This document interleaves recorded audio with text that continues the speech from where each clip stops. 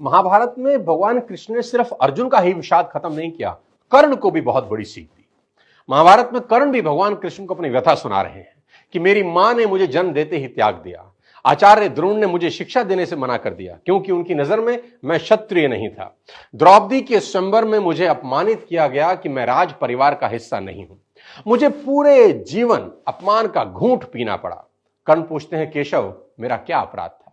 भगवान कृष्ण जो कर्ण को जवाब देते हैं, मुझे ऐसा लगता है कि यह जवाब 1000 करोड़ टीचिंग के बराबर है। यह जवाब सीखने के बाद आदमी के पास हर सवाल का जवाब मिल जाएगा। जी हां, कृष्ण मुस्कुराते हैं और जवाब देते हैं कि हे सूर्यपुत्र, मेरा तो जन्म ही कारागार में हुआ।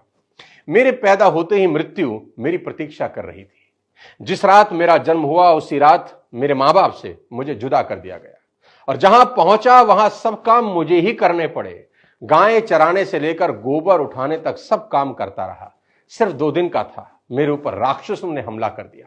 मुझे बारंबार जान से मारने की कोशिश की गई। मेरा अपना सगा मामा मेरी जान का दुश्मन था। मेरे जीवन की चुनौतियां कहां कम थी। अन्याय जीवन भर मेरे साथ भी होता रहा।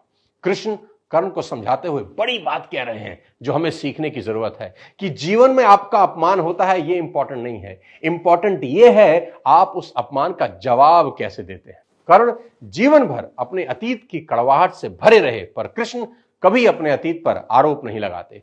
कर्ण पीछे की ओर देखते हैं और कृष्ण आगे की तरफ।